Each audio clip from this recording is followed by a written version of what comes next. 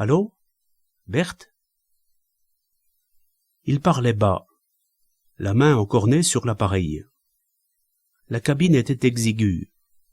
Il pouvait voir les gens au bar, derrière la vitre. C'était, au bout du quai, pas loin de la halle aux poissons, un petit bar où il ne se souvenait pas d'avoir mis les pieds, et on n'y rencontrait guère que des pêcheurs. Le matin, les femmes de la halle venaient y boire leur café. Des paniers de crustacés s'entassaient dans les coins, et des filets d'eau couraient sur le carrelage rouge sombre. Qui est à l'appareil? Léon. Elle les appelait tous par leur prénom. Ce n'était pas de la familiarité, mais au contraire une sorte de respect. En tout cas, de la discrétion. Jamais, à aucun moment, elle ne se permettait de les tutoyer. « Je vous écoute. » Il avait un peu honte. Sa voix n'était pas ferme. Il balbutiait. « Je voudrais passer chez vous un moment. » À cette heure-ci? Il imaginait la chambre tiède, les soies, les bibelots, les rideaux de tulle, la cigarette à bout doré qu'elle devait fumer. « J'ai tellement envie de vous voir. » Elle rit un peu, murmura. « C'est impossible, mon pauvre ami. Je suis déjà couché, et je lis un roman étonnant. » « Je vous en prie. » « Qu'est-ce qui vous prend, tout à coup? »« Je ne sais pas. Faites ça pour moi. » Il comprit qu'elle hésitait. Celle-ci n'avait pas peur, comme la servante du docteur.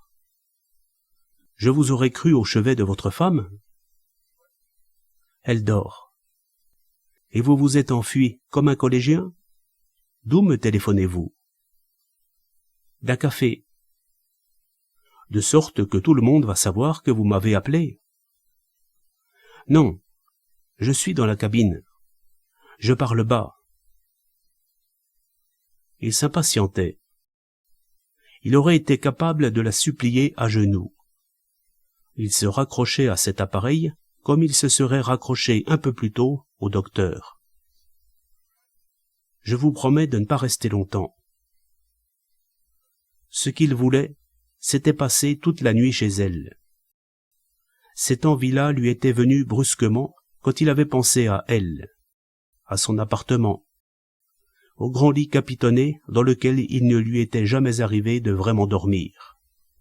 « Écoutez, Berthe. Non, mon ami, vous êtes gentil tout plein, vous savez que je vous aime bien. » C'était exact, qu'elle lui avait toujours marqué une certaine prédilection. Peut-être parce qu'il avait des égards, se montrait respectueux, lui apportait des fleurs ou de menus cadeaux. Vous connaissez mes voisins, ils n'ignorent pas que je ne reçois jamais personne le soir.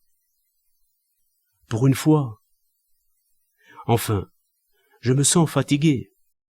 Si vous saviez comme je suis bien, toute seule, dans mon lit, avec un livre passionnant. Elle plaisantait gentiment. « Berthe, allons, rentrez sagement vous coucher et venez me dire bonjour demain après-midi. » Elle ne comprenait pas plus que les autres. Il ne lui en voulait pas plus qu'aux autres non plus. C'était terrible. Elle ignorait à quel point ce qu'elle disait était terrible. « Je vous supplie. Je vais vous faire un petit aveu, et je suis sûr que vous n'insisterez plus. Je viens d'achever ma toilette de nuit, et je suis horrible à voir. Démaquillée, une couche de crème sur le visage, et les cheveux sur des bigoudis. Voilà. Maintenant, vous n'en parlerez plus. Je vais aller sonner chez vous quand même. Je n'ouvrirai pas. Si. Non. Je forcerai la porte. Ne faites pas le méchant, mon petit chapelier. Peut-être avait-elle eu tort de prononcer ce mot-là. Elle l'avait pourtant fait sans ironie, sans méchanceté. De sa part, c'était plutôt une câlinerie. « Je viens. » Elle dut répéter « non » au moment où il raccrochait, et il sortit de sa cage vitrée, se dirigea vers le comptoir, tandis que des pêcheurs le regardaient sans penser à rien. Il fallait qu'il bût quelque chose, car on n'entre pas dans un bar pour téléphoner sans consommer. Il y avait 2 rangées de bouteilles, qu'il regarda en hésitant. Sur une des bouteilles, on voyait une tête de nègre. C'était du rhum. Il en buvait rarement, sauf sous forme de grog, quand il était grippé. Un rhum. Grand verre? Pourquoi tout le monde se taisait-il? On aurait dit que ces gens-là, qui, cependant, ne savaient rien, comprenaient la solennité du temps qui s'écoulait. Ils seraient des témoins, et aussi les hommes de la patrouille, et Eugénie, la servante du docteur, puis la personne inconnue qui avait ouvert une fenêtre, à côté, en l'entendant sonner avec insistance. À telle heure, il faisait cela. À telle heure, il tournait le coin de telle rue. À telle minute, il fuyait en entendant des pas et se terrait dans l'ombre. On retracerait ses allées et venues. C'était facile. C'était le genre de travail dont Pijac était capable. Il y avait eu un moment où il avait abandonné la partie, où il avait joué perdant, en toute conscience. Était-ce quand il était sorti du petit restaurant? Quand il y était entré? Quand, au lieu de rentrer chez lui, alors que madame Cachoudas hurlait à la mort, il avait continué son chemin vers la place du marché? N'était-ce pas la veille? N'était-ce pas déjà l'avant-veille, quand, avec le petit tailleur, il guettait la sortie de mère Sainte-Ursule en fixant la porte de l'évêché? Cela n'avait pas d'importance. Il aurait pu aller une dernière fois s'assurer que Chantreau n'était pas chez lui. Mais c'était loin, et il se heurterait à de nouvelles patrouilles. Qu'est-ce qu'il lui dirait maintenant? Mademoiselle Berthe l'attendait. Il était persuadé qu'elle finirait par lui ouvrir sa porte. Le rhum était très fort. Il avait honte de boire. Il lui semblait que le patron et les pêcheurs suivaient avec attention tous ses mouvements.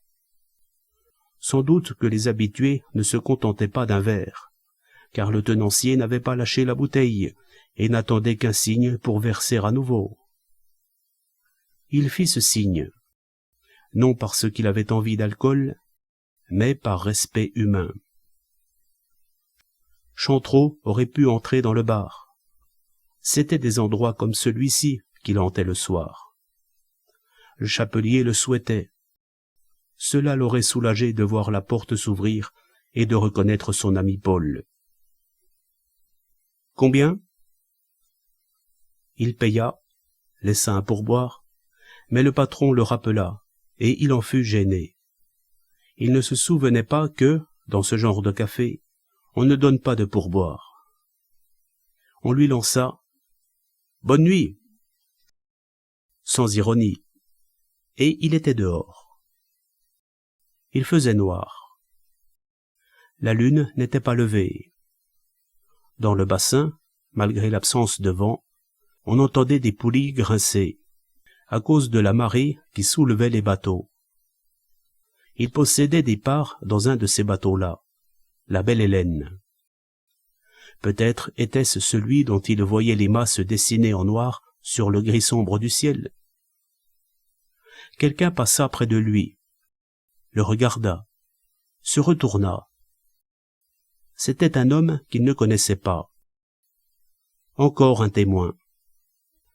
Il passa sous la voûte de la tour où il y avait de la lumière au premier étage, à la petite fenêtre en forme de meurtrière du logement du gardien.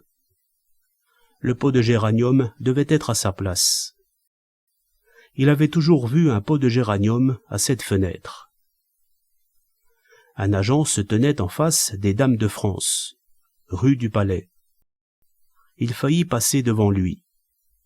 Pourquoi pas? L'agent le connaissait. Il faisait partie de la même association d'anciens combattants. Il dit « Bonsoir, monsieur l'abbé. » Ignorait-il que celui-ci aurait dû être au chevet de Mathilde? Tout le monde le savait.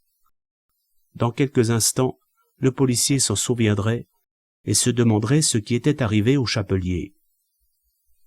Il dessinait sa trace à travers la ville aussi clairement que le Petit Poucet avec ses cailloux, et il en ressentait une amère satisfaction.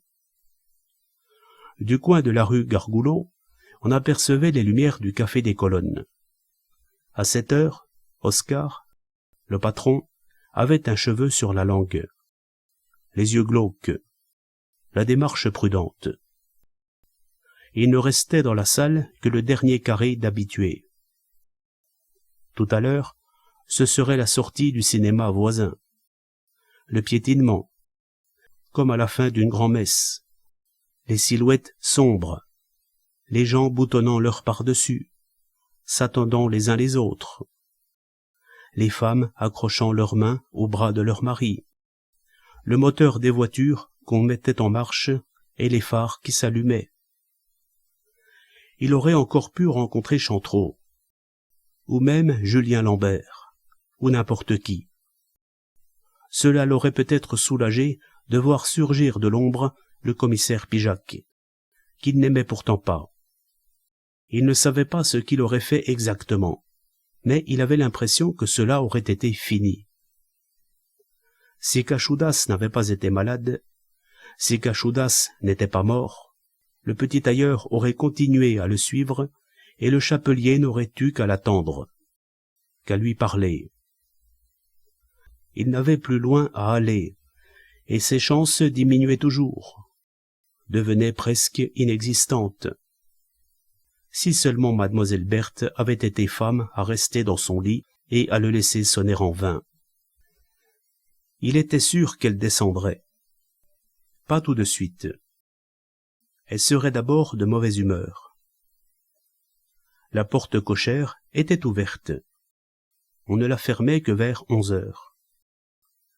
Il y avait de la lumière chez le dentiste, et on entendait la musique d'un phonographe ou d'une radio au second étage, chez l'archiviste, qui était célibataire et qui réunissait souvent dans son appartement des jeunes gens et des jeunes filles. Il tendit le bras. Pourquoi n'avait-elle pas eu l'idée de descendre, après son coup de téléphone, et de débrancher la sonnerie, comme elle le faisait si souvent dans l'après-midi? Elle n'y avait pas pensé. Le timbre résonna. Elle le laissa sonner 3 fois. Puis il entendit un frôlement dans l'escalier, une voix qui questionnait à travers la porte. « Qui est-ce ?»« Léon. »« Soyez gentil, Léon, n'insistez pas ce soir. »« Je vous supplie de m'ouvrir. »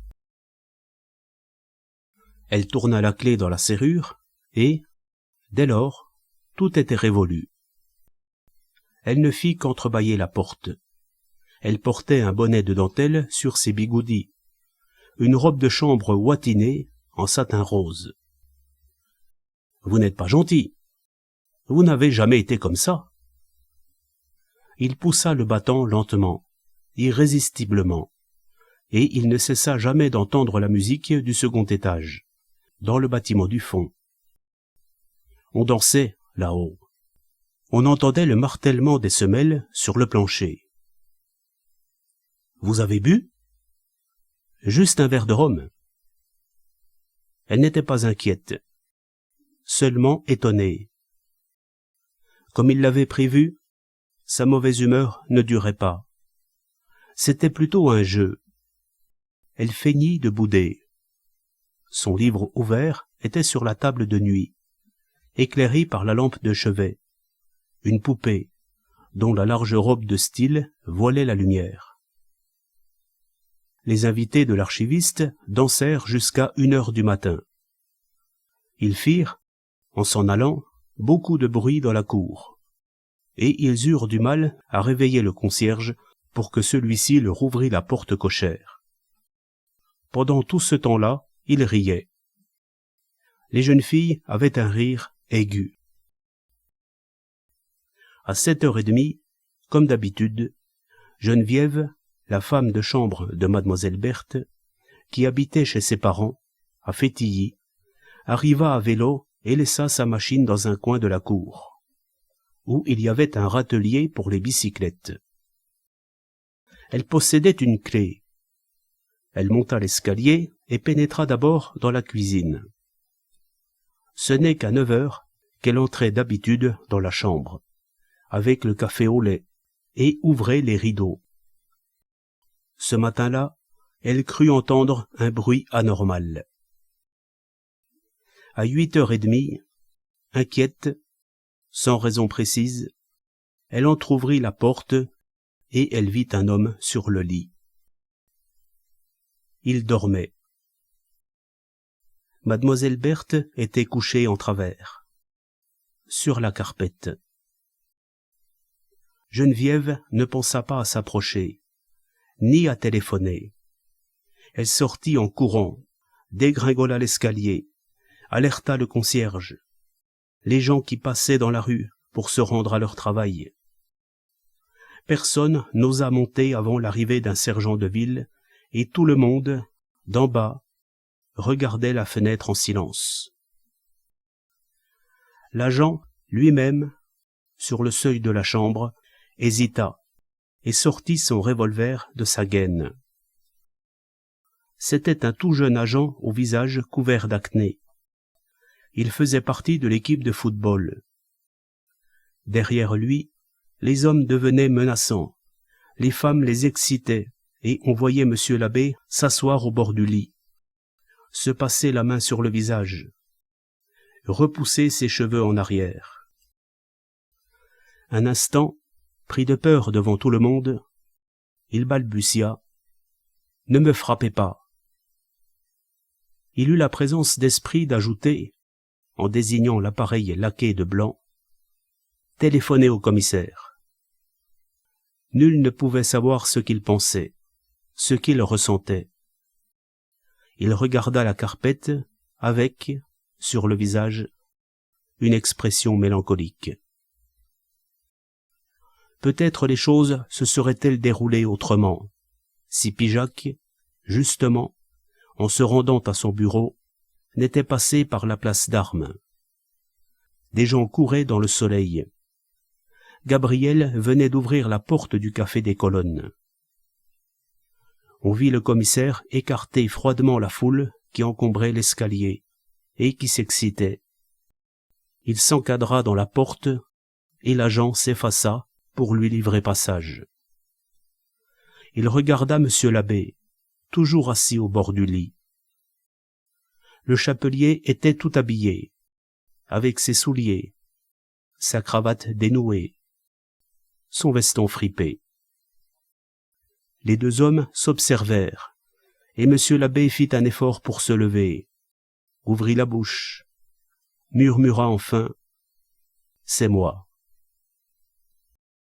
Ceux qui étaient sur le palier et qui l'entendirent prétendirent qu'il avait prononcé ces mots-là comme avec soulagement, et qu'alors qu'il tendait les deux mains aux menottes du commissaire, un sourire timide avait détendu ses traits. Dans l'escalier, plus tard, quand la foule fut enfin écartée, il avait encore articulé « Ne me bousculez pas, ne me frappez pas, je viens ».